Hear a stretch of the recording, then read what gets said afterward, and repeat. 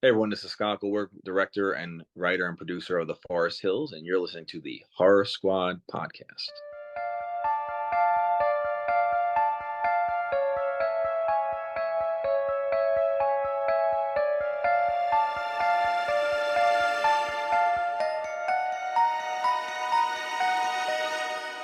Hello, welcome back to the Horror Squad podcast. This is episode number 278. Tonight we're talking about 2023's Renfield, which is currently streaming on VOD, and I think it's still in the theaters in some network or some little parts of the world. I'm your co-host Todd. We have Joe and we have Steve, who's going to tell you about a special interview we have. That's right. So I got the opportunity to talk to the writer slash director of the film The Forest Hills, which was playing in some festivals, including Salem Horror Fest. So thank you very much to them for giving us the opportunity for both the interview and seeing the film. It won't be released anytime soon, I don't think, though. So no one else is going to be able to watch it. In fact, as you'll hear on the interview, it sounds like the version that Joe and I watched will probably never see the light of day again, because they're doing massive reshoots, adding a bunch of horror, recutting everything. So yeah, that's Scott Goldberg. Very, very interesting interview. If you are at all interested in indie film, the process, the troubles that something like that could entail, fascinating dude, great story. So check it out at the end of the episode. Very cool. And Joe, you have a special announcement, right? I do. Very, very exciting news, ladies and gentlemen. Breaking news this Saturday night. Proving Ground Independent Wrestling in Peabody, Massachusetts. For anyone that wants to go, provinggroundstore.com. Tickets are available. We have sponsored a wrestler, ladies and gentlemen. So when they come to the ring, they are going to say the Horror Squad podcast presents the Mind Eraser, Mike Graka. That's He awesome, is going to be he is going to be in a $5,000 bounty match against Calvin Campbell, known as Foxy Calvin Campbell. So big shout out to our wrestler this week, the Mind Eraser. I hope he kills it. We'll let you know the results. Hopefully he wins the match for us. But yeah, so we'll keep you guys up to date on that. But very exciting. I'm hoping someone maybe can I'm going to ask one of the wrestler or the team if they can kind of take a video of it so we can post it on our socials. Unfortunately, I won't be able to attend the event, but yeah, pretty fun. So shout out to them, Proven Ground Wrestling. We're excited to sponsor the Mind Eraser this Saturday night. It's exciting, man. Yeah, so because we're his sponsor, if he wins, don't we get 50% of the profit? We should. Right? You're mine for 3 minutes. yeah. Bone 3 minutes sauce of ready. meat time. I love that. Yeah, But I'll also post a picture of a wrestler over on our Discord. Amazing. So head over to the Discord to check it out. That's amazing, man. Let's go, Mind Eraser. All right. What watched? So just Joe and I this week, because Todd once again watched nothing. He just sits around and does dad stuff. Slacker. What a slacker. So my first one is from 2019, and I watched this one over on Tubi, and it's called The Hole in the Ground. So this story is about a mom and her son, and they're kind of just living their life, in a cabin near a forest, and things are pretty normal. But all of a sudden, her son goes missing, and she goes to chase him through the woods. And as she's trying to find him, she sees a gigantic hole in the middle of the forest. Doesn't quite know what it is. It's weird, but she kind of just shrugs it off to go find her son. And then she finds out that her son is actually back home. So, no harm, no foul. But then she starts to realize that her son is not quite acting like he usually is. She thinks that there's something wrong with him. And a whole mystery ensues as to, is it actually her son? Is it just someone pretending to be her son? And there's a bunch of stuff like paranormal stuff happening and that kind of film, I think the movie started off really well. It introduced like an interesting mystery. I was really curious as to what that gigantic hole in the ground was. There was also some really creepy shit. Well shot. You see not many, but a few characters kind of pop into the story. There's this one woman in particular who seems to be out of her mind, and her husband is kind of trying to control her. And all of a sudden, they find her body without a head, and it becomes kind of this mystery, which comes back to play later. and then at her wake, there's some creepy shit happening there. There's some good stuff in this. It's very tense. It's like really well done in a way. It's well acted, all that stuff. But unfortunately, I feel like the last act really doesn't deliver. It goes into like familiar territory of movies I've seen where a mom doesn't trust her son, and I've seen that trope kind of play out more than a few times in the last like 5 years, I'd say. And it's too bad because it was an interesting kind of setup and story, but it just didn't go anywhere interesting, in my opinion. So, not a bad film, but I was disappointed overall. So I give 2.5 stars out of 5. Did you watch that because Lee Cronin directed it? That's Evil Dead correct. Rise? That's Yeah, right. That's figured, exactly yeah. what it was. Yeah. Nice. Yeah, I would agree with your assessment. I watched that a while back too. I think I gave it a 3 out of 5. Pretty similar score. All right. I didn't watch much this week, but I have been keeping up with Yellow Jackets. I said, I think 4 or 5 weeks ago, that I wasn't very impressed so far. Well, now that we're about 7 episodes in, I got to say the show has definitely improved greatly. The writing has definitely improved after the first couple episodes, and the storylines have finally started to pick up. The show is it's on the right track again. I'm very excited to see now where the season is going to go. Great performances. They threw in Elijah Wood has come into it this season, and also God, I can't remember her name, but she's from Servant, which is a show I highly regarded overall as well.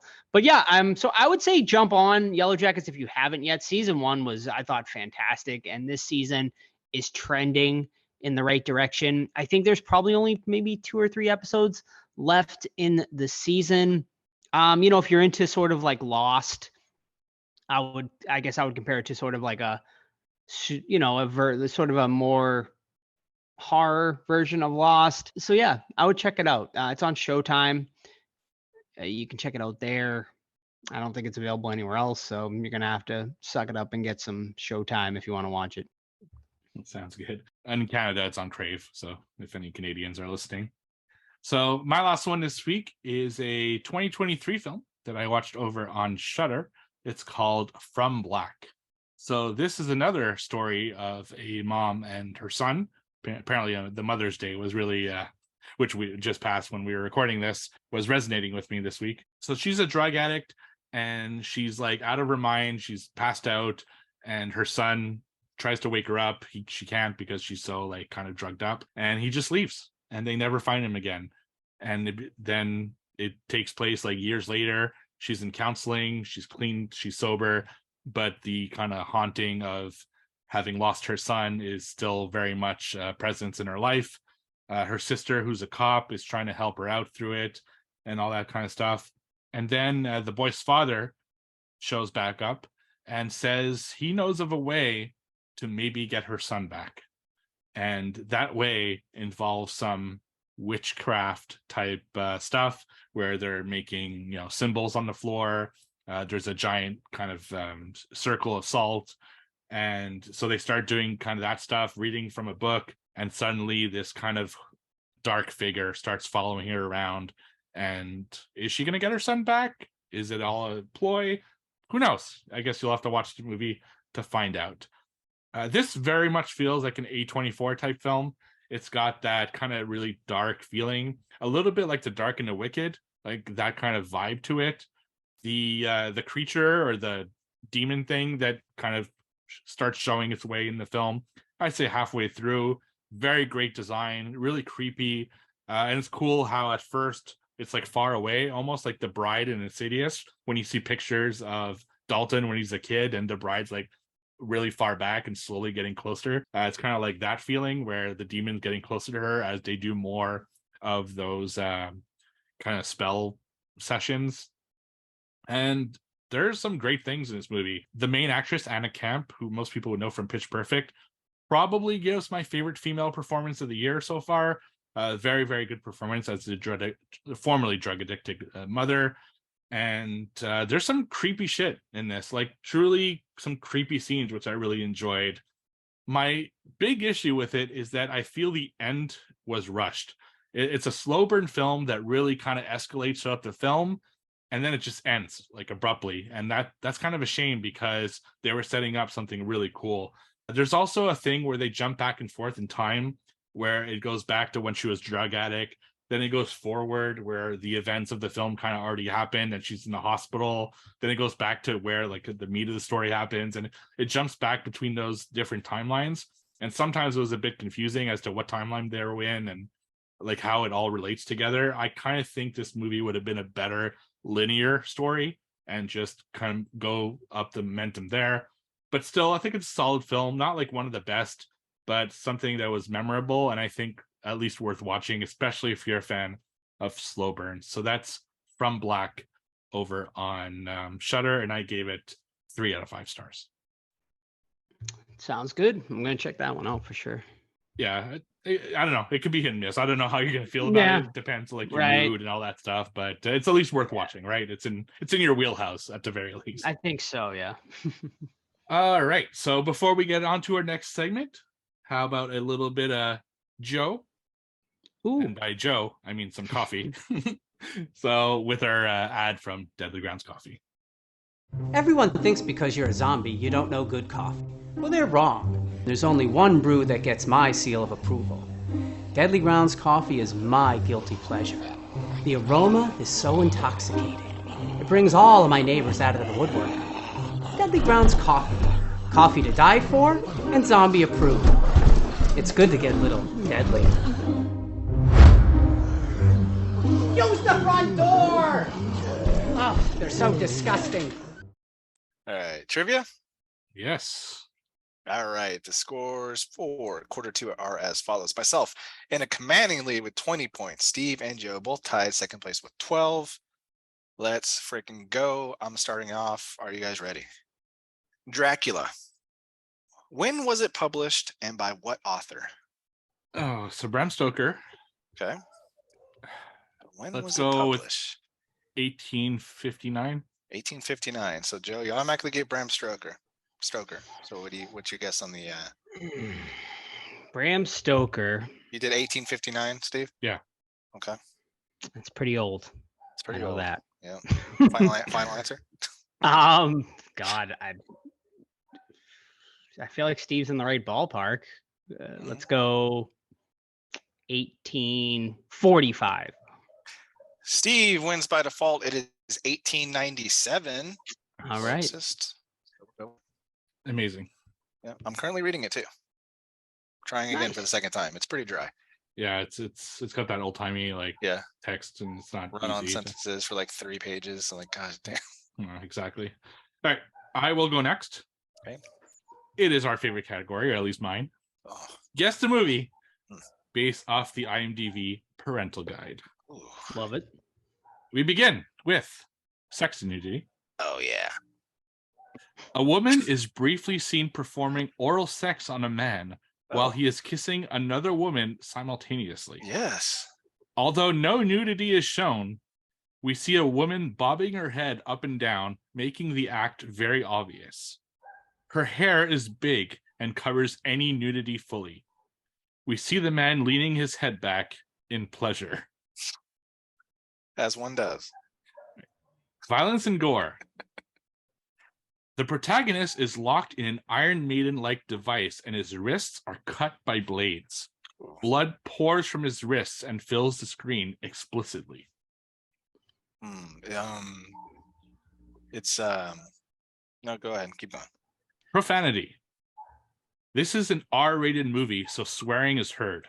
Strong language is used, such as frequent uses of the F-bomb, but other mild swearing is used, such as uses of S-word is used a few times.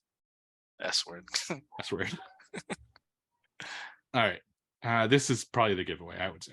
Alcohol, drugs, and smoking. The main character injects himself a serum, which is seen as nominated several times. Can you repeat that sentence? Sorry. The main character injects himself a serum, which is seen and nominated several times. Reanimator? Wrong. So you get one more, Todd, before you... Okay. This frightening and intense scenes. Some moments are disturbing and intense, such as the sacrifice plus skeleton scene and the head body explosion scenes. Guess I'll go Scanners because I can't think of anything. Wrong. You guys want one more guess? Was it Bram Stoker's Dracula? Wrong.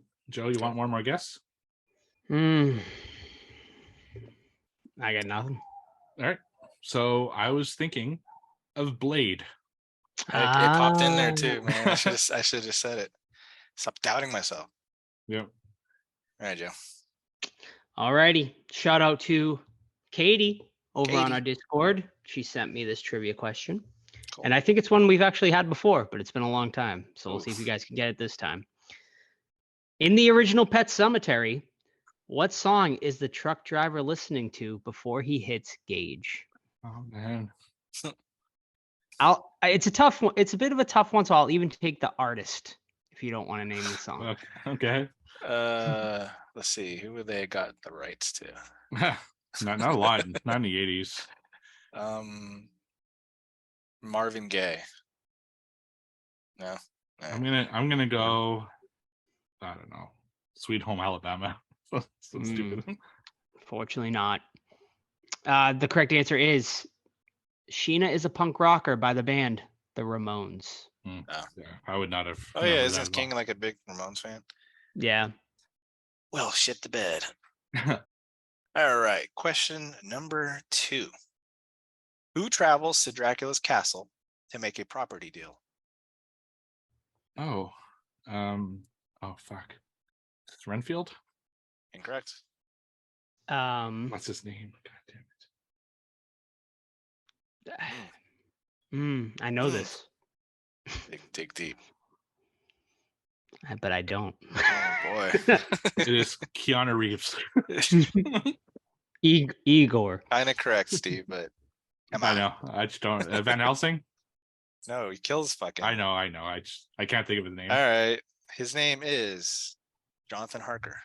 That's it. Johnny Harker. Yes. All right. Regular questions from here on out. All right. What was the name of John Travolta's character in The Fanatic? Oh man. I saw a reference to that movie recently, and I love that movie. I know we all love that movie. Hey man, you want to listen to some Limp Bizkit? I gotta take a shit. Oh man, I wonder totally why forget Fred his didn't name. make another movie because that movie was fucking pretty cool. Yeah. Oh well, I don't think it wasn't received all that well. I don't think, despite us pushing it like Yeah. massively on the podcast. His name's Isaac. Wrong. No. I'll give you guys one guess. It's not a common name. That helps. Right. It's not like a Steve, David, Joe, Todd. You know, it's like No. a Todd's definitely not a common name. But yeah, I don't know. Isaac was my final. I can't remember. Right, I don't remember fucking the other guy's name. I don't remember any name. His name was Moose. Oh, it was Moose. Holy shit. Dang it. That's right. That's awesome. Good movie, man. I know. That's why I only brought it back so we could like refresh people's minds to check it out because it's actually pretty good. Maybe you'll get a bump. Hopefully. Sometimes happens. Joe. Alrighty. I forget who sent this, so my apologies, but someone did send me 3 letterboxd reviews. So shout out to them. Put it in the Discord so I can give you credit next week. All right. 3 letterboxd reviews. Guess the movie. This movie is the cinematic equivalent of accidentally touching someone's greasy hair. Well, I mean, the obvious one. Both jumped in. Keep Number going. 2. Maniac. Correct. Nice. Yes. It had to be. Like if it's not Greasy Strangler, it had to be something with him. Love Guess that. I shouldn't have started with that one. He has his own segment in Search of Darkness, Volume 3. Does he? Oh, Which I was nice. so happy about. Sweet, They had to man. do like a spotlight on him and some of the movies he's been in. That's cool. Not The Did they do- Undertaker, Oh, unfortunately. I was gonna ask. Yeah, which I was so bummed about. And I actually, when I sponsored that movie, that I put it in as a suggestion for things to talk about, but I guess it was too obscure.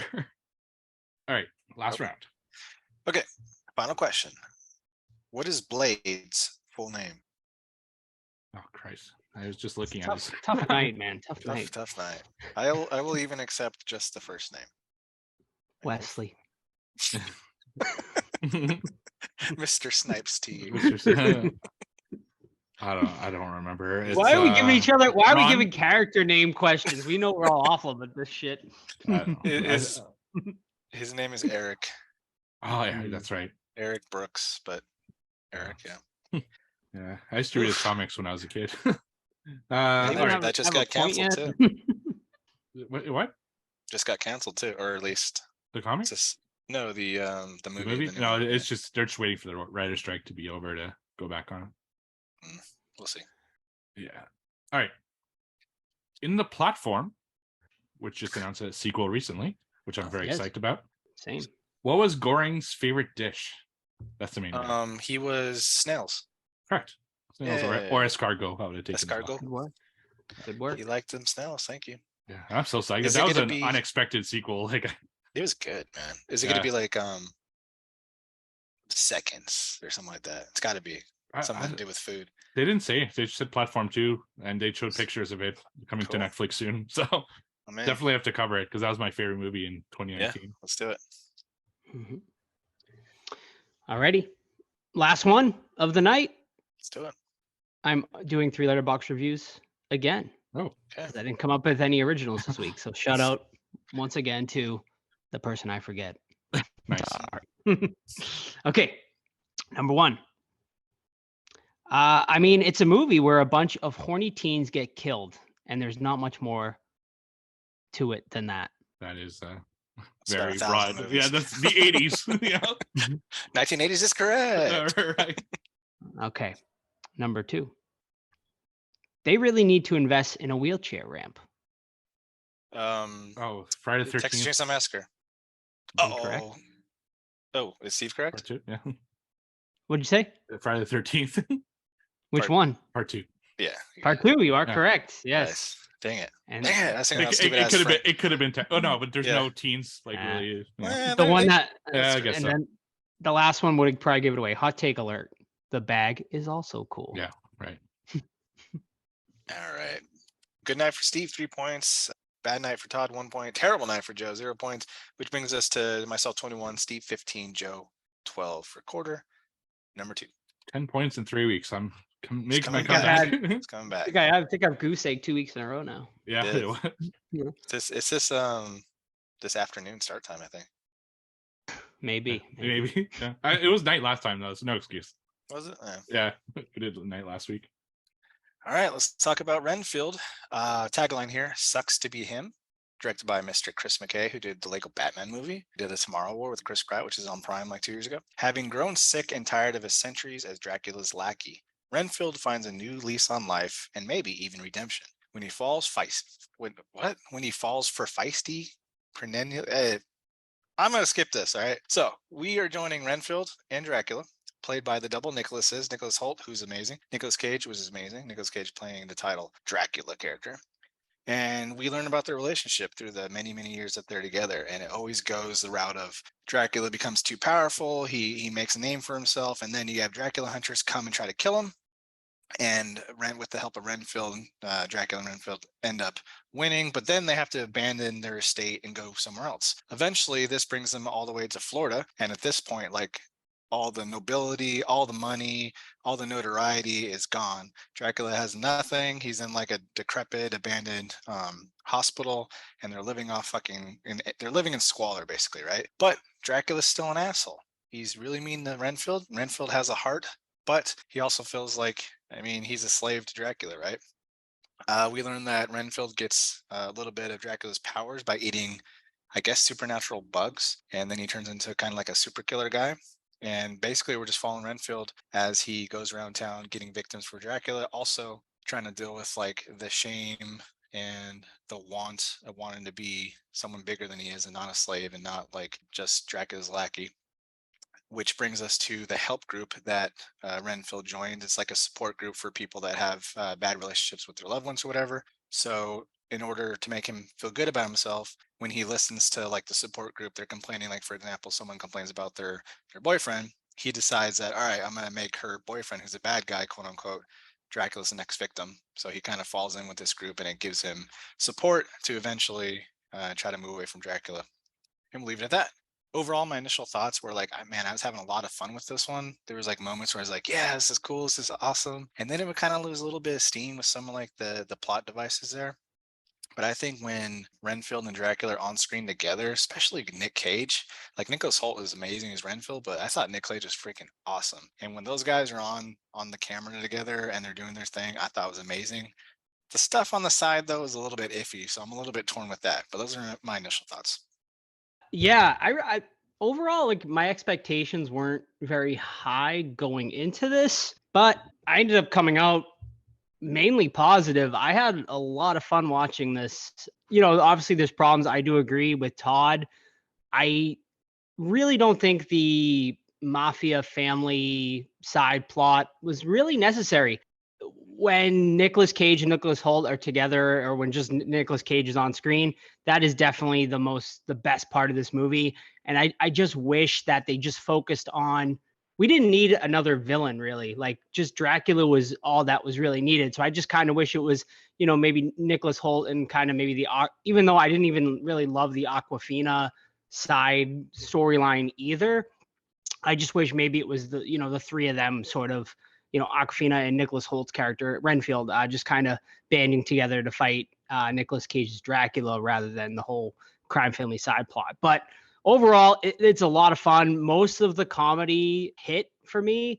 So, and Nicolas Cage, I think, absolutely killed it, as Dracula. So, yeah, overall, solid film. Let me interrupt really quick before Steve goes to explain a little bit more of the plot. Eventually, Renfield meets a cop played by Aquafina, who I had no idea who she was, and then I had to look her up because Aquafina is kind of a different name. She plays a cop that's like anti-corruption, things like that, but she's going up against this like local crime family that gets away with everything, literally murder. And Nicholas Hoult ends up saving her, and then they kind of form a pact. So go ahead, Steve. So on paper, this is not a good film because I thought the story was not that good at all. Like I really wasn't into the story. The stuff with the mafia wasn't fun. The stuff with Aquafina, unfortunately, I don't think was super fun. I didn't really like Renfield's whole like support group thing. So on paper, this is a total fail. But the people who play in it, Nicolas Cage, Nicholas Hoult, Aquafina, are great. The action is great. It's super bloody. It's gory. So it's like a bad film on paper, but actually pretty good film on film. So yeah, I'm kind of the same way. I have so much fun watching this. How unique the kills are, how bloody they get. It's like really ultra blood. They even have like Sniper Elite type kills or Mortal Kombat type kills where you see the skeleton breaking as they get like destroyed. They had a lot of fun with this, and you could tell. And Nicolas Cage, this is like a role he was born to play. He's not playing a super serious vampire. He's kind of serious, but he's also unhinged and goofy as people want Nicolas Cage to be, kind of the meme version of Nicolas Cage. And yeah, it's just like it's a solid movie. And at 90 minutes, it was perfect. I think any longer than 90 minutes, it would have overstayed its welcome, but it didn't. And I applauded for that. It didn't need more than 90 minutes. It kind of told the story it needs to tell. And yeah, I think fun is really the big word I'd use to describe this movie. If you don't go in with big expectations, I think you'll enjoy it. But unfortunately, the story is just wasn't that interesting to me. Super predictable too. That's another big flaw for this film. Yeah, popcorn flick. A Yeah. good date if you're into horror and she or he's not. It's a good date horror movie. But I'm like, I think we all made fun of the Nicolas Cage. I think it was a leak showing him as Dracula like a year ago, and we're like, what the hell is this? But man, like he was fucking great in this, especially like with his slowly like regaining his form because he's drinking more blood and it gives him back his powers or whatever. Like when he was like falling apart, he looked genuinely scary looking. Like I really like that look. And my God, the opening where they interject them in the black and white stuff, that was like, I fucking love that sequence.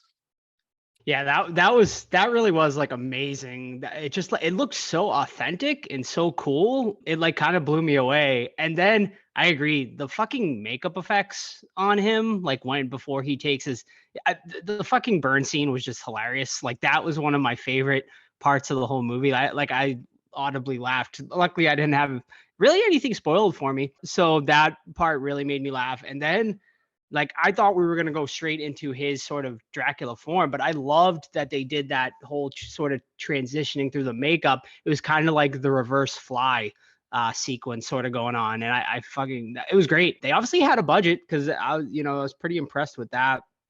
I just wish we got more of them. Like, I just feel like there wasn't enough. They focused way too much on other plot devices rather than letting the movie shine where it should have shined.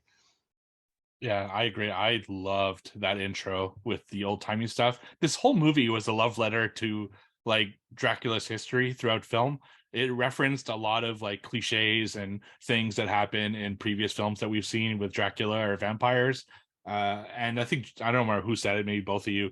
The comedy was actually pretty funny at times. Like even subtle things like when he's at his apartment and he sees that his mat says like welcome in or something or welcome, and he's like, God damn it.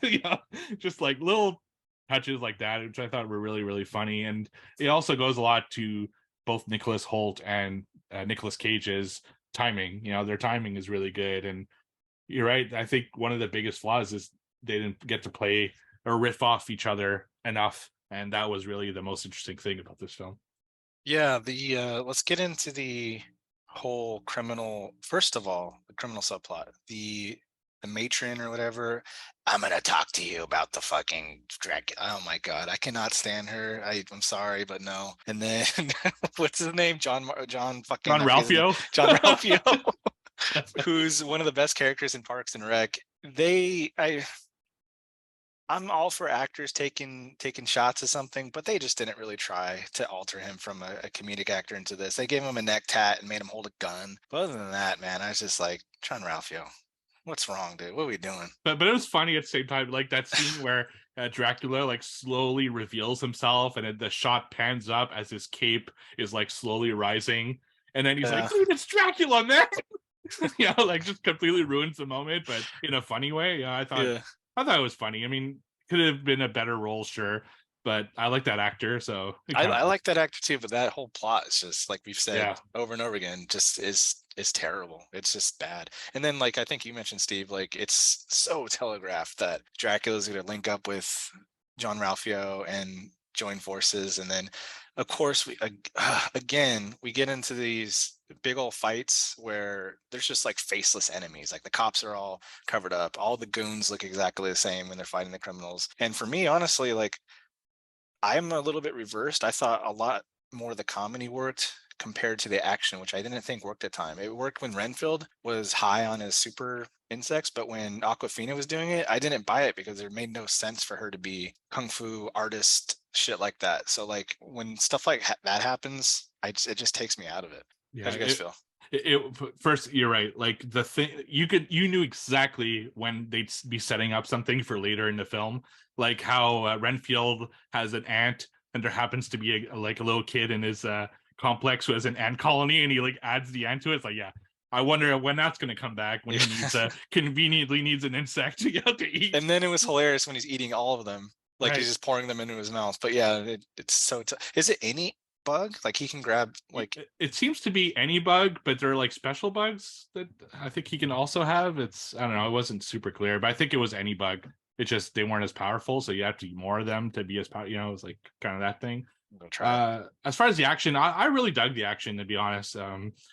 I get what you mean, though. Like it should have been really just Renfield that had, and I guess John Ralphio later in the film that had the like that power. The fact that Aquafina is also almost as powerful in a weird way didn't make sense, unless she got bit at some point and didn't tell us, and that was like a plot point, which it wasn't. Spoiler.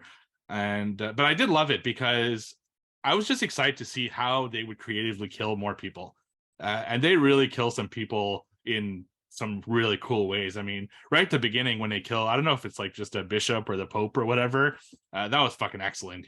Just his head pops off and it blows up, and then there's a point where they rip a guy's arms out and use them as weapons, and they had a lot of unique kills, and I was just smiling the whole way through. So the action worked in that regard for me.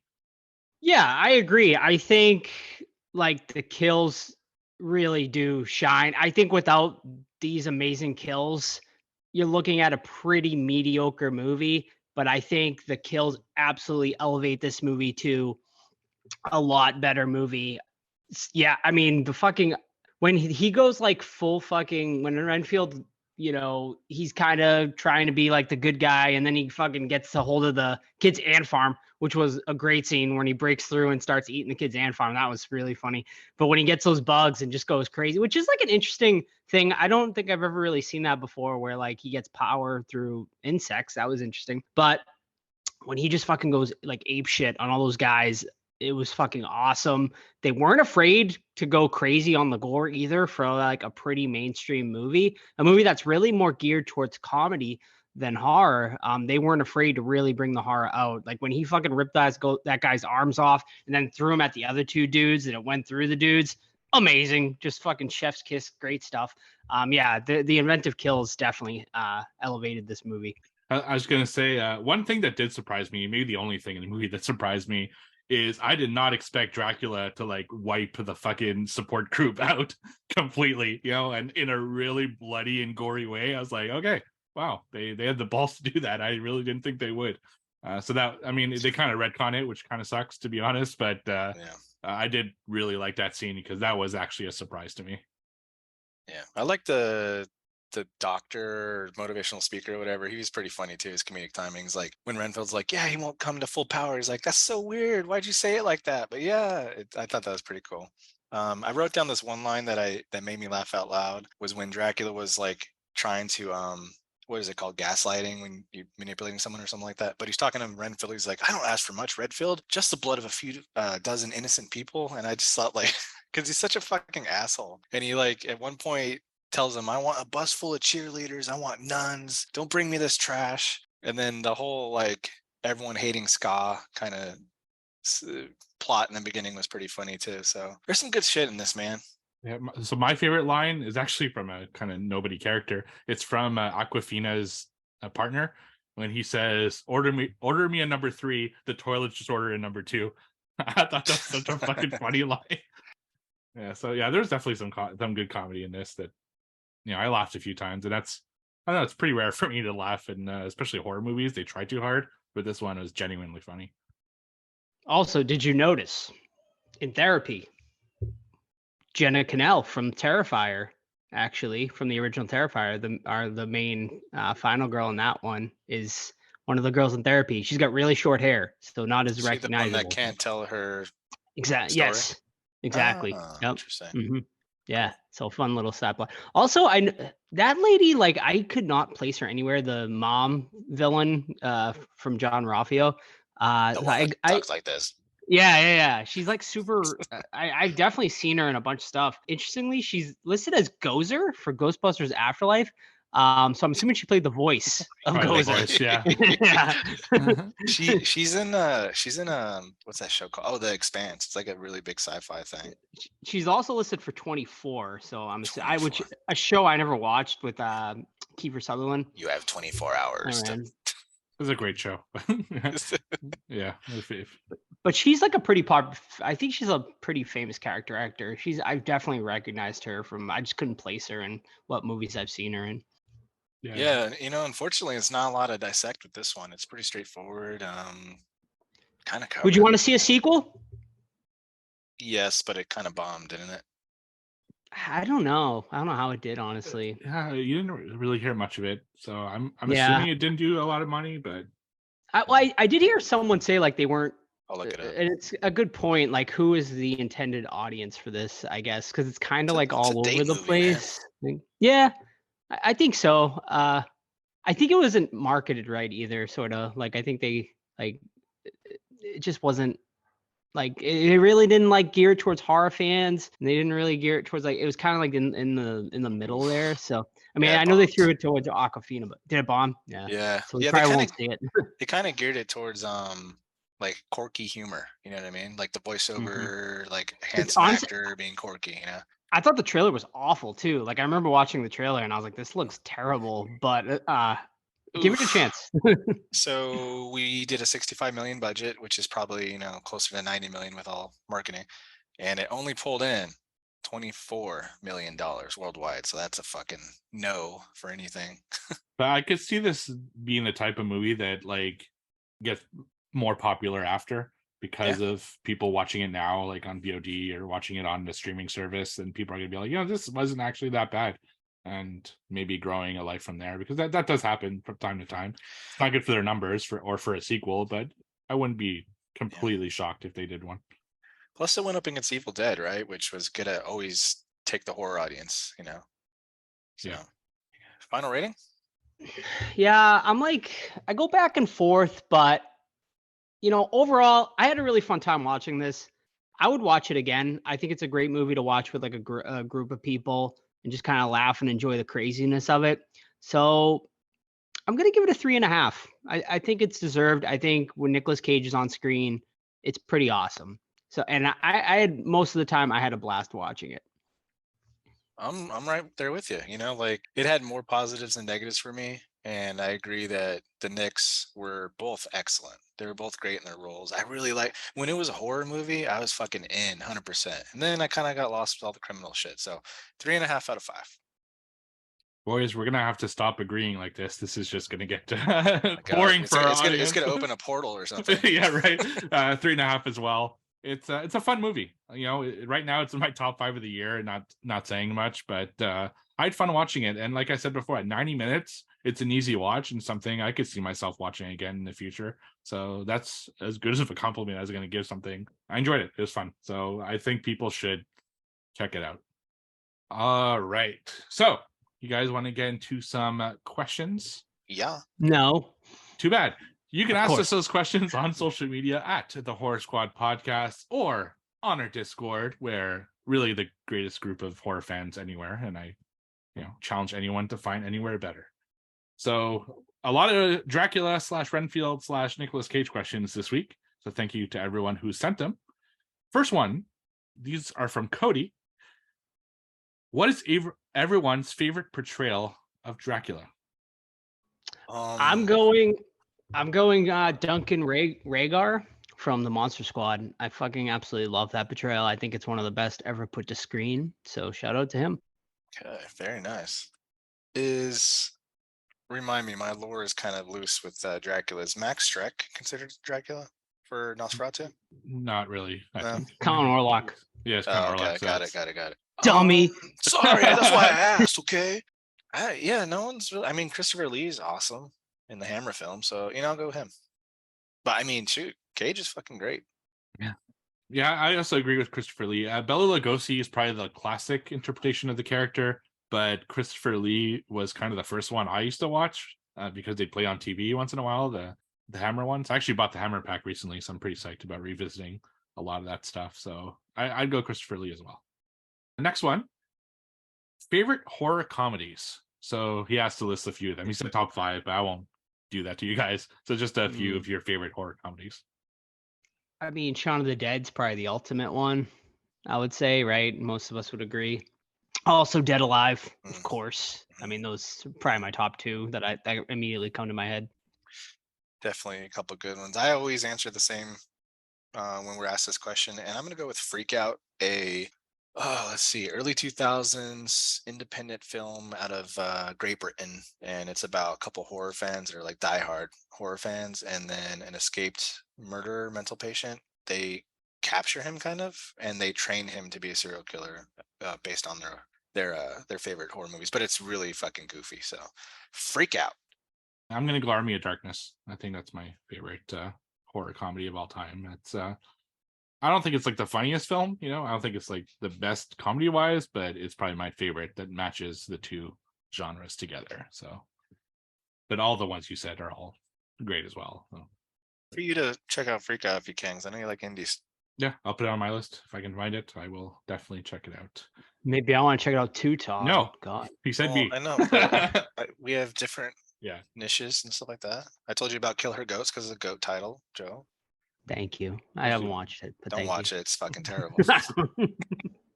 All right. So next question is from Kate.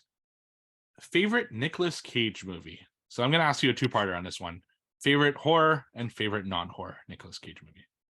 Oh, he's Tough got one. like 300 now because he does everything. He does a lot. Yeah.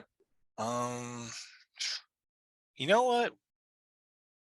Broken Arrow is not He's not in that movie. Never I was gonna say Broken Arrow. That's Christian Slater and John Travolta. John Travolta, yeah. Man, we fucking suck tonight, or at least I did. Which Broken Arrow, I need to watch that. It sounds like I don't know. I don't even know what I'm talking about anymore. I don't know, Joe. I mean, Con Air for non-horror immediately comes to my mind. I mean, he's got a lot of good ones though. As far as horror, I mean, Willy's Wonderland is a great time. But I'm gonna give a shout out to Colorado Space. I think that movie, like, it's wild. Like the ending especially gets fucking crazy. Like if you're into Lovecraftian type stuff, it's not a movie I don't think a lot of people seen. I feel like we covered it, but I can't remember, or maybe we covered it like Colorado before we were Space. the Horror Squad. Yeah, We did. We covered it. we did cover it, right? Yeah. So yeah, I'll give a shout out to that one. Okay. Con Air is obviously fucking amazing. But I'm gonna go with Kick-Ass. He plays like a Batman-esque character, and he's just fucking really good in it. Horror, just because it's fresh in my mind, I'm gonna go Renfield because he's amazing Dracula. Cool. Non-horror for me would be The Rock, because I like him and Sean Connery. I think it's a really like solid film. As far as horror goes, I would agree with Kate, who asked the question. I would probably say Mandy. I had a lot of fun watching that one. It's very bloody, very gory. I liked that a lot. And if it does count, I'm not sure. It's not super horror, but it does have to do with a vampire. Vampire's Kiss is one that I really enjoy as well. But I mean, there's not much horror in it. It's just really him thinking he's a vampire. It's just vampires kissing. Right. Yeah, that's all it is. It's basically a vampire porno.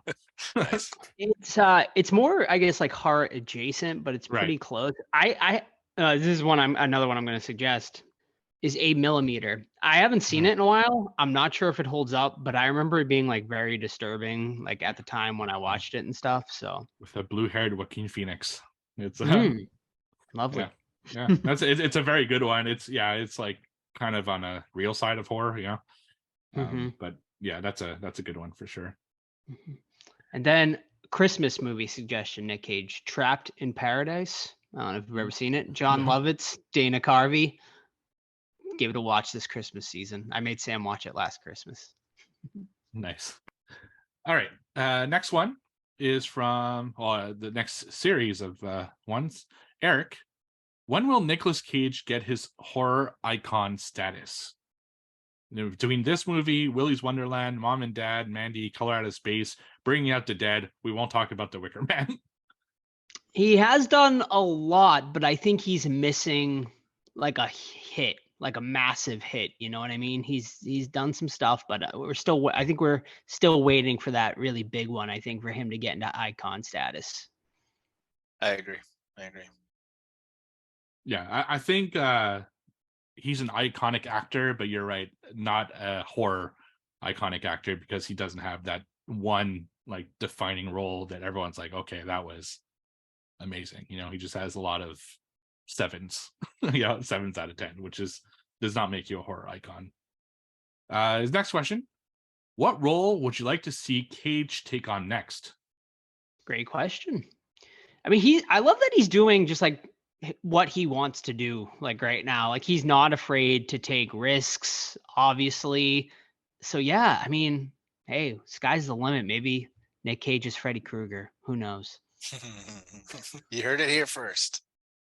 That'd be pretty legit. I don't know, man. Like I was just looking at his filmography, and he was in the World Trade Center movie, which is a really strong performance from him. So he's got the chops, man. So I like him in more of the quiet, serious roles. Like I didn't like Willy's Wonderland, but I thought his portrayal of that character was really like muted and really like reserved and cool. But then he does the Renfield, and he's insane over the top, and it works too. So whatever he wants to do, we'll watch it. Okay, hear me out.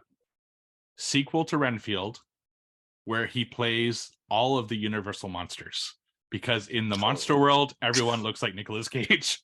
God, so he plays the Mummy, he plays the Wolfman, he plays the Gillman, he plays them all, and it's just Nicolas Cage as each monster. I love it. Isn't there a theory he is a vampire? Isn't there like a picture? Oh my god, like Nicolas Cage, there's an old timey picture. Yeah. It's like basically Nicolas Cage. Yeah, that's good times.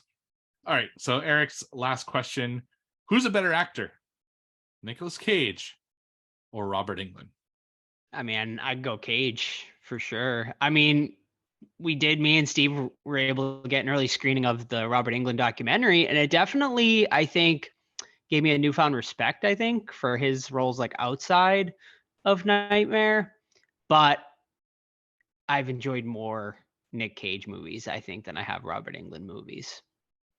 Yeah, I definitely agree. I mean, Robert Englund, horror icon, but better actor, definitely Nicolas Cage. Again, I'll maintain that I don't think Robert Englund is that good of an actor. We're gonna have a Robert Englund themed episode in 2 weeks, as we discussed that documentary, and we're gonna review a Robert Englund film, which we're still deciding about, because we can't talk about it. It's on embargo till then.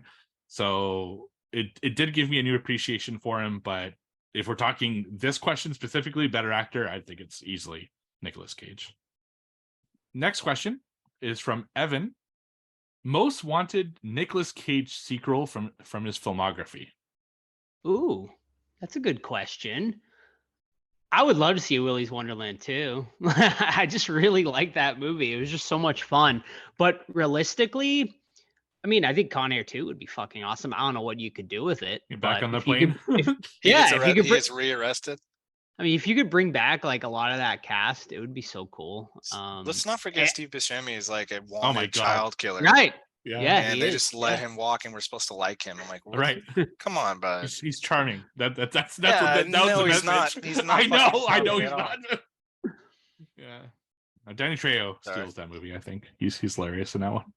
Yeah. That's a good one. I don't know. Like I keep hearing that they want to do a Face Off sequel, and I think that could be really interesting because I thought him and Travolta played really well off each other. But if we're going, because we're a horror podcast, on the horror aspect of it, I agree with Willy's Wonderland. I think that character had a lot of potential to do some really cool stuff, just be a complete badass. I just want him to do different jobs. Like that's the whole kind of spin of that series. He's going to be like a line cook in the next one, still doesn't speak, and something else go like Chuck E. Cheese or something, and then so things go awry. So yeah, that'll be my pick for that one. I like it. Perfect. All right, moving on here. We have Scott, Dr. Guts. What are your favorite non-Dracula vampire movies? I gotta go From Dusk Till Dawn. I think it's my ultimate. I think it's the best vampire movie like pretty much ever put to screen. I fucking absolutely love that movie. So I'll say that. Yeah, I'm going Near Dark, man. I love Near Dark. Lost Boys is good too. Yeah, it's a good one. Yeah, Lost Boys. Yeah, those are my two. I'll go Fright Night. I really fucking love Fright Night. Oh, that's my second favorite 80s horror movie. How did I forget that? That's because it's not your night, Todd. You're Have you met the cast, Todd, of Fright Night? Have you met any of them? Yeah, I did. Amanda Bierce, Stephen Jeffries, what's his name plays Jerry? Chris Sarandon, and then Charlie Brewster. And Tom Holland, the director, so most of them. Nice. Very nice. Yeah, I only met Chris Sarandon, but I had him sign a Nightmare Before Christmas thing for that room, so because he plays Jack Skellington, for those who don't know. Yeah, I had him sign a Child's Play poster. So look at that, all three of us. Yeah, for sure. For me, it would be Fright Night would be my top choice with Blade. I think that's why I mentioned it before. I really dig that movie. His last question. Also, the age-old question: vampires or werewolves? Werewolves. I'm gonna go with. I mean, they're just so much cool. Like they're so much cooler. Like it's definitely a lot more inconvenience though, because like you don't know when you're gonna turn. You gotta watch the full moon reports, I guess, to see when you're gonna go. Vampires is like what do I think is cooler? A werewolf. What would I rather be? A vampire, because you get immortality and usually you're pretty like Rico Suave as a vampire and stuff. So yeah, your skin becomes perfect complexion and all that shit. Yeah, I 100% agree with Joe. It's like cooler, it's grittier. Like, yeah, I'm a fucking werewolf. And then like you automatically think like dainty and small and kind of weak looking as a vampire. But then you have the Near Dark vampires and the punk rock fucking vampires of Lost Boys. So yeah, I agree with Joe. Cooler to be a werewolf, but more practical to be a vampire. And all the clothes you got to go through as a werewolf. You fucking constantly ripping them. Yeah. Yeah, I agree for the basically the same reasons that you guys said. So definitely werewolf in that question. So the next series of questions are from Caleb. What's your favorite Dracula interpretation? Which we did kind of answer before. He says it might be recently biased or the fact that he was born to play Dracula, but his is Nicolas Cage. What horror would you like to see Nicolas Cage in next? Be it a new idea or something like Renfield, it's a new spin on horror classic. So what would you say would be like if you had to give Nicolas Cage? I know you said Freddy before. Is there another like franchise you'd like to see Nicolas Cage be added to? Saw. I want him to be one of Jigsaw, John Kramer's one of John Kramer's minions. He can be the next John Kramer in training. We need one, or I mean, if they want to keep the Insidious franchise going, maybe he can be the next Elise. He can be like a clairvoyant, and he can come into that. Or let's bring him into the Exorcist franchise, and he can be like a priest exorcising a demon. Would love to see that. That would be pretty cool, actually. The Exorcist part, I like that a lot. Yeah, he would make a good, cool warrior priest alongside the TV versions of those two warrior priests we had in the season 1 of Exorcist. So yeah, I'll borrow that. Okay, so here's my idea. Scream 7, they reveal the killer, and it's Nicolas Cage. But they don't set it up at all that he's in the movie. They don't put him in the marketing. They don't mention him at the beginning of the film. It's just all of a sudden you get to the last scene. You don't know who the killer is. He takes off the mask, and there it is. It's fucking Nicolas Cage. But it's Nicolas Cage as Con Air Nicolas Cage. Yes, with that long hair. Yeah, the long hair and the wife beater, and put the bunny in.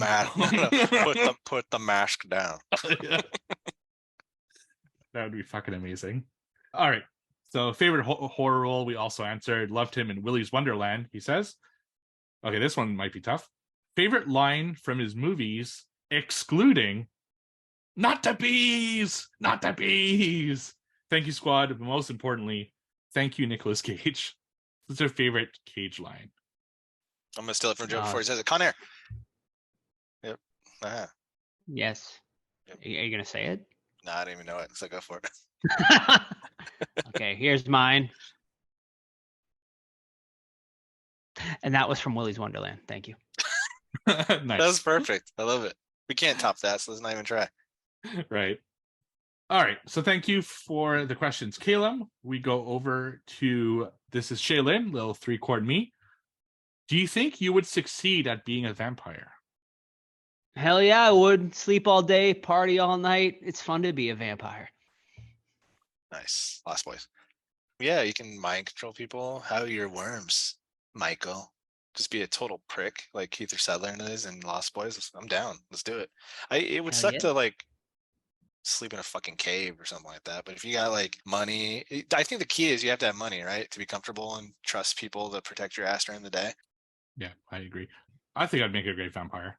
You know, live at night, immortal, so you're not really worrying about shit. Kill bad people. Yeah, it'd be pretty cool. And my neighbors already think I'm a vampire, so it would work out perfectly if I met their expectations. Her last question: what would be your favorite and least favorite thing about being a vampire? Speaking of vampires, underrated gem, Once Bitten, Jim Carrey. If anyone's never seen it, it's a good one. I haven't seen it in a long time, but I don't know if it holds up. 80s. It's like one of his really early roles, but it's a good one. Also, Vampires Lost Boys. Kiefer Sutherland, I'm going to meet him coming up in August. They're doing a Lost Boys reunion with Jason Patric, Kiefer Sutherland, Billy Wirth, and Alex Winter. And I think they might be bringing in more. So sweet. I got the group. I got the photo op. I got a Chinese food container box with worms in it for the photo. I think you should do the saxophone guy. You should cosplay as him. That's a good idea too. I was gonna get the wig and make it look like David, like kind of do like a David thing. So I don't know, but I do like the saxophone guy idea too. So maybe that would be kind of hilarious. Get one of those like muscle suits. Get the chains. Yeah, that'd be fucking funny. Maybe I will do that. All right, I lost my train. What was the question again? Pluses and minuses for vampires. I think a big minus is like biting a dude's hairy, scruffy neck. That'd be fucking gross. I think Sever says that in Near Dark too. He's like, I hate when they're not shaven. Yuck. Mm-hmm. Yeah, that's kind of gnarly. I didn't really think of that. I mean, I think just the thought of like having to kill innocent people. I mean, that kind of sucks, but you don't really have a choice. Like, I mean, because they don't seem to like animals. I know like certain ones try animals. Like even that, I'd be sad killing animals, but I think you'd rather kill an animal than an innocent person.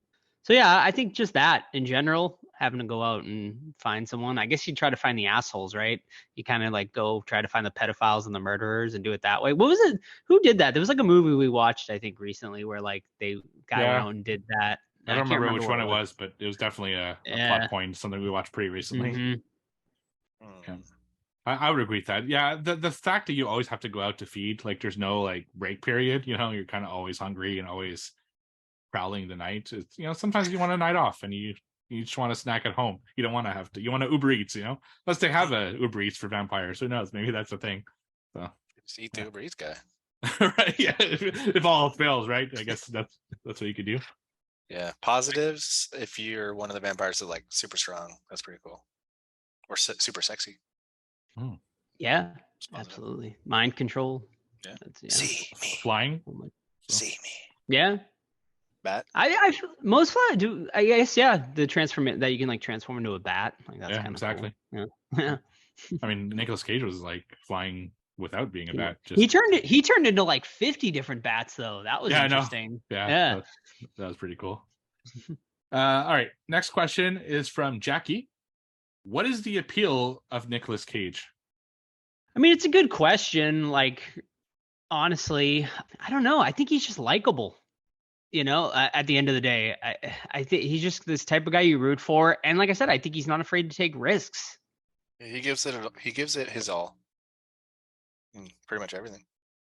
Yeah, to me, it's that he could be anything. He could be really wild and out of like crazy character, but he could also be a muted and actually good actor. Like, we talked about like a movie we didn't mention yet, Pig. He has great performance in that movie. Very muted, very kind of like just a good actor. So you never know what you're going to get with Nicolas Cage, but you could get it all, and I think that's what is the appeal. He has like almost more range than anyone. It's great. I mean, people want his crazy character because that's kind of what the meme of him is at this point. But he can also put forth some like really, really solid acting. All right, so 2 more questions before we finish the segment. Next one is from Creature. Who's a better sidekick, Igor, Young Frankenstein, or Renfield? Igor, for sure. Igor. I think in filmography in general, Igor. Yeah, Igor. I agree. Although you don't see Renfield. He's bugs, so that was cool. Yeah, you just don't see Renfield a lot, like in filmography, as you do Igor. Igor's like timeless, right? He's got you say that name and you automatically have the picture in your mind. So let's go Igor. Yeah, I'm gonna go Igor. I mean, if it's this particular Renfield, having someone that powerful helping you could maybe be a benefit. But I think in general, Igor would be a better pick for an assistant.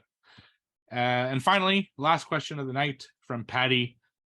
She asks, what's your favorite vampire flick movie or TV show? Since we already answered movie, let's go TV show. I think it's obvious, but maybe it's not. What We Do in the Shadows. What We Do. I can't even really think of like another one. Like I know they did From Dusk Till Dawn. There's True Blood, and there's that other one. I never watched True Vampire Blood. Diaries. Yeah, I never watched any of those. I think the only one I really watched is pretty good. Vampire Diaries. It's very popular. Yeah. Yeah. Did you guys watch the From Dusk Till Dawn TV show? I never really gave it a fair shot. I saw all the movies, but I never watched the show. Yeah. Yeah, I think What We Do in the Shadows, which the new season coming out pretty soon, I think. Yeah. Yeah, they announced this summer, so. Nice. Yeah, hopefully it's a little bit like let's face it, it's going a little bit downhill. It is, I think. The first 2 seasons were amazing. The last 2 were not as good. So who knows? We'll see how it goes. So that is all the questions we have this week. Thank you very much to everybody who asked them. Alrighty, ladies and gentlemen, that is going to be it for this week's episode. We thank you so much for listening. We hope you enjoyed our review of Renfield. Next week, stay tuned. We are going to be reviewing The Pope's Exorcist, which movie club this Saturday night. Correct, Steve? Yep. All right, awesome. So movie club this Saturday night. If you would like to watch along, we are going to be doing The Pope's Exorcist this Saturday. So if you'd like to do that, you can join our Discord. The best way to join our Discord is find us on social media, Facebook, Twitter, or Instagram. Just search the Horror Squad podcast, send us a DM, and you can get into the Discord. It is the absolute best way to keep up with us. Next week, Texas Frightmare Weekend. Steve and I, maybe Todd, question marks, will be there. We'll see. So yeah, if you want to come hang out, come see us at Texas Frightmare Weekend. That is going to be a lot of fun. There'll be some other listeners there. We're going to be doing a little meetup, hangout, go out to lunch, stuff like that. So join the Discord. That is the best way to keep up with that as well. Also email the Horror Squad podcast at gmail.com if you want to get in touch with us that way. We have merch, tpublic.com/the Horror Squad podcast. And leave us a review if you haven't yet on any wherever you review your podcasts. And I think that's it. So we'll see you guys next week for The Pope's Exorcist. And stick around for the interview with Scott Goldberg. Enjoy. See ya. Bye.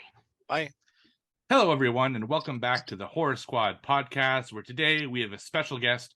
He is the writer and director of the upcoming film, The Forest Hills, Scott Goldberg. Scott, thank you very much for coming on the show. Thank you for having me. Appreciate it. Can you tell us a little about The Forest Hills, kind of the story and how it came to be?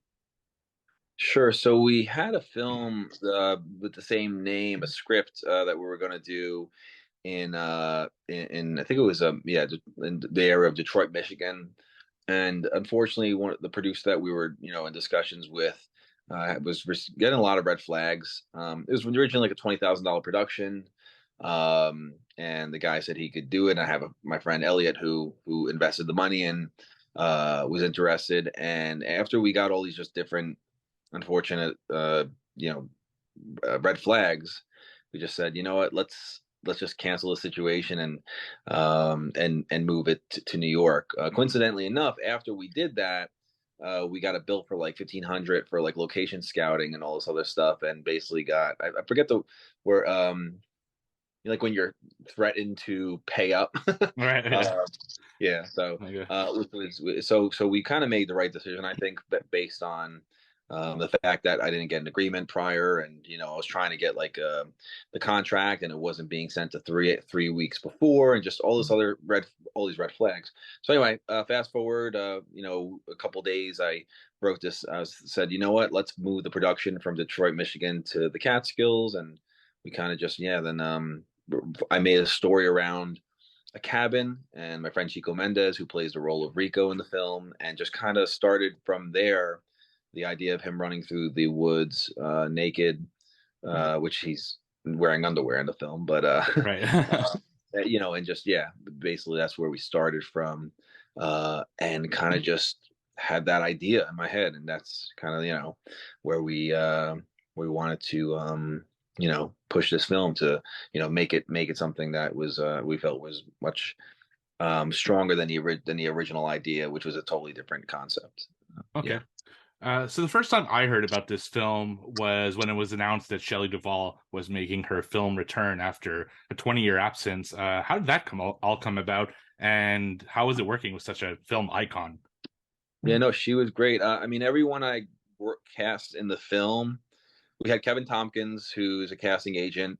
He cast all the other roles, but like Shelley Duvall, Dee Wallace, Edward Furlong, Felissa Rose, these are all people who you as well, I'm sure, and other people love. We watched their films and in the 80s and whatnot. So Shelley was the same, just like everyone else. Big fan, obviously, as many people are, of The Shining, and I found her information through someone online. It was like a website where I looked up, tried to find her number, found her information, contacted the person who knew her, and then from there was connected with Shelley, and then from there it was kind of like a grind. I don't know if it was the right term or not. Grinding teeth, trying to get her to say yes, because it was the element of, hey, we're gonna be here this day. Can you do it? Like it had to end up where it was like there was that possibility where it wasn't going to work out. So the first day we shot with her, kind of like a Pamela Voorhees type thing, where she, we're like in like Friday the 13th part 1 or 2, like where she's talking to Jason and it's in his head, kind of like that kind of thing. And she said after that, she said, I really wish that I had someone that I could actually work alongside with. So I said, okay, cool. So we wrote other scenes and other sequences, and from there, filmed about 4 different days with her. And it was minimal filming, like it wasn't like 8-hour days. It was like 1 or 2 hours. And just happy to have her in the film. Yeah. Yeah, for sure. And you mentioned some of the other iconic actors in this: Edward Furlong, Dee Wallace, Phyllis Rose, which are all iconic to the horror genre. So how was it working with them, and just the mood on like set for those days? Yeah. So I mean, Dee Wallace is very, uh, I would say, very professional as far as like you have to have your stuff together. Like, um, I think we had the wrong sides. There was independent films, things fall apart. Like so, like the trailer. The person who was supposed to have the trailer for Dee Wallace and Edward Furlong, that fell through. And Edward was really chill about it. Like he was hanging out with the cast and crew and stuff and whatnot, and we had laughs. But Dee Wallace was more like, she's coming in. Either you have your stuff together or you don't. For some reason we didn't have the right side, so but she knew her lines, and so did Rico, who she had the scenes with. So she plays like a restaurant manager, right, who fires Rico and stuff. So she's very minimal in the film as far as that, a bunch of different scenes, but she was great. I love her. And obviously grew up on ET, as we all did, and things like that. We love the Howling, Cujo. So some people like Critters, right? So we so she was good to work with. It's funny, my Alex Leba, who's one of my he came out to video some of the stuff. He's like a YouTuber. He went up to Dee Wallace recently and said, "Oh, I loved you in the Forest Hills." And she's like, "Really? I was in it for fucking 3 minutes." So, I thought that was pretty funny, So, but yeah, no. So like we had people come in and they were like, Edward Furlong came in, I think, for 4 days, and that was really nice to work with him, because he's like, just great professional, no issues. Either with Dee, no issues. Felissa Rose was sweet. Felissa Rose was one of those FaceTime directed stuff. Like, so I was in New York, because I have like a 3.5-year-old daughter. So I was in New York and had to take care of some stuff. So, with the Shelley Duvall stuff and Felissa Rose, anything that took place out of New York, aside from me traveling like to, Alabama or Atlanta recently through train, I was unable to get out there for Shelley stuff in Texas. So, but I was able to direct her through FaceTime. So, and she talks about that in her interviews and stuff, and found that very interesting. So, and yeah, great work with that. One more actor that I have to ask about, because he is wild in this movie and I love his performance, and that's Chico Mendes as Rico. Yeah. Was that how you always pictured that character? And how did you come up with this character, Rico? Because it's a trip. Oh, cool, man. Yeah, no, Chico, I've known him for 19 years or so. I mean, we originally met through Craigslist ad, where I needed a zombie victim in my short film, The Night They Came Back. So him and I've been working together all these years on and off. And, when that situation happened in Detroit, and it all fell apart, where we had to switch everything to New York, I wanted to cast him in the Detroit one as one of the actors, but the producer didn't want him. This is not the producer we worked on this project, but he didn't want him because he didn't think he was like on par with being on the same team about stuff, because the producer wanted to do like some weird stuff as far as like just things that just weren't kosher as far as casting and things. So but I've known Chico for years, and he and I have worked together, and yeah, it was just I wrote the script for him because I know what he can do and what he can't do. He can do pretty much everything, and he grew up like in the mountains of the Dominican Republic, and would act as like a 7-year-old before he even knew what acting was. So he came to the United States, and he just loves singing and acting and stuff like that. So yeah, so I've known Chico for years. We worked together quite a bit. Yeah, he's great in this, like really killer performance. So what are some of the horror films that inspired you to make The Forest Hills? Well, I mean, I'm a fan of horror films in general, I guess. To inspired to make it, I mean, as far as tonality, I love Romero, like Day of the Dead, John Carpenter with Halloween. I love Halloween 3: Season of the Witch because it did something different. Creepshow 2, I love because it's like dark, dreary skies and like, Bangor, Maine, stuff like that. Dawn of the Dead, the original, like the January, uh, dreary winter skies, like when they're shooting the zombies up on the hill Right. near the tree. So like I love stuff like that, and I think some people felt some of the film was funny, which I would guess would nod to like Romero, I guess, because I love Romero, and sometimes Romero has those little comedic moments, but people love like the peanut butter scene. People were laughing in the theater. So yeah, stuff like that. So yeah, as far as like as far as like things, ideas behind this, yeah, I think it was pretty original as far as like kind of what the story was, just having about a guy who loses his mind in like the cabin in the middle of nowhere kind of thing. And the original idea, I guess, was also like having like a werewolf sit with him across on the couch as he's like, just sitting there, and you just see like a big werewolf just like sitting across from him like on the couch. But the concept of like the therapist was always there. The concept of him coming alone to a farmhouse or a cabin was always there. The concept of him running through the woods naked, bloody, and with a dead victim by his side was always there. So those elements were always there, and it changed slightly as it went along, and I kind of started with those ideas and just kind of wrote, well, how do we fill this in, or how can we add to this and this? So even right now we're doing some reshoot stuff after it's been released for like festivals and things. We have like a bunch of like intensity stuff, like a chase between two characters, which involves one of the character involves Rico in like an abandoned steel mill, a death scene by like a chain, rusty old chain, choking someone. I mean, like we got like a lot of crazy stuff that we're adding. Family being murdered by like a Bowie knife, so all these different things that and just horrific stuff that I think that we kind of missed out on the original production, because when you're doing independent film, you're so focused on, okay, we got to get this scene done, this scene done, this scene done, and then when we were done with it, we're like, oh shit, it's like a drama, because you're focused on trying to make a movie in the realm of being a serious film, a dark film, and all of a sudden it's like, whoa, where's the horror? And when you don't have a budget for like blood and gore, you got to rely on things like knives and hammers and just using fake blood.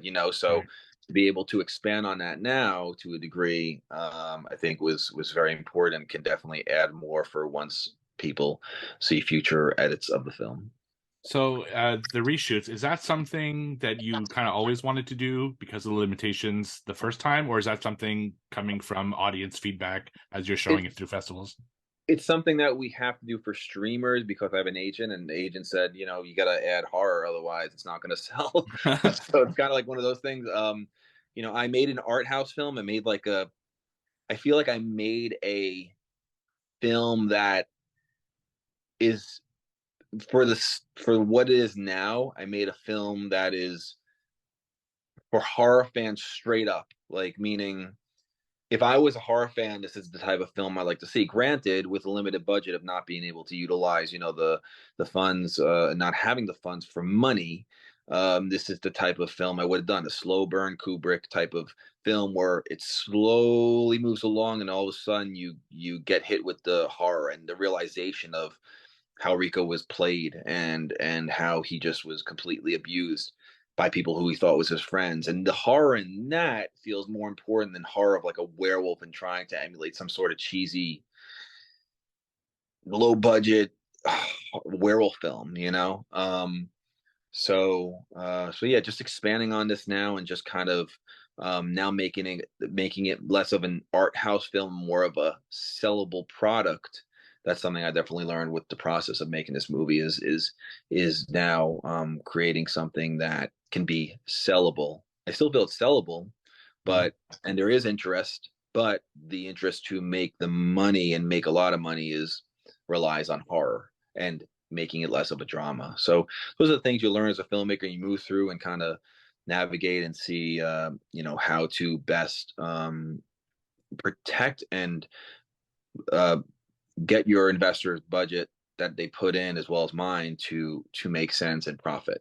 So it's all about that. I think a lot of independent filmmakers might not think about that profit aspect. So we make a lot of movies, and we do on our own dime, and most of the time it doesn't get picked up. So it really depends, so yeah, it's just a process, and you learn as you go along. So yeah, absolutely. So what is can you talk about your next project a little bit? Is horror something you'd like to continue doing? yeah, I have Jeff Whitehead from the George Romero Foundation and I wrote a script called With Teeth. It's a serial killer vampire film, kind of a nod to Martin, Nice. obviously. Yeah. But done in a way where it's like really dark. Takes place on Halloween over a 2-year period, serial killings, and just this like a detective. It's like kind of like a detective story. But that's one of them. I mean, I have other projects that I have like pitch decks for. So if the Forest Hills goes well, there's obviously options. I have a pitch deck, and an idea called Montauk by the mother and son, who escape an abusive relationship, and settle into Montauk, and mind control experiments, and the whole Montauk project kind of is a faint backstory within those things. It takes place like in like the late 80s, early 90s. Also have a project called The Three, which is like an underground Day of the Dead type of film with scientists and human replicas, and just kind of and now as we get obviously closer to AI, it kind of becomes more interesting, right? Like when Yeah, now for that we sure. have like this scary situation of AI and what the hell it could potentially bring. I mean, that's more scary than any horror movie, I think, at this point too. Yeah. so, Yeah, absolutely. so stuff like that I have, and another one called The Forest Hills, which is a story about like kind of like an urban legend, kind of like this old washed up actor who befriends this young wannabe filmmaker who lives in her basement, and she's like kind of like a loner slash loser, and she her mother's abusive and stuff, and so and she wants to be something, she wants to be famous, and because of this washed up actor, he befriends her, and there's just all this stuff that she goes through and these things she sees and horror, and so it takes place as they venture into like the woods. So it's kind of like a little bit Blair Witch nod to the Blair Witch Project, but definitely different as far as the story to a degree. Awesome. So where can people follow this film as it's going through the festival process, and where can people see it next? Sure. Instagram.com. Scott Goldberg Official is my username. I guess next, we have. I submitted to like a bunch of festivals on like Free Film Freeway. So as soon as that's announced, a lot of these festivals, I'm going to be posting it on my Instagram. So people will check that out. I think this is the latest one. Salem was the latest one. Salem Horror Fest. I think there might be a couple other ones potentially coming up, but we submitted to quite a bit, like over 25 so far. So yeah, so we'll see as it progresses and stuff, and see kind of where it goes from there, and we're excited about it. Yeah. Awesome. So Scott, thank you very much for taking the time to come on our show. People can check out the Forest Hills and the festival, hopefully near you. Thank you very much, Scott. We really appreciate it.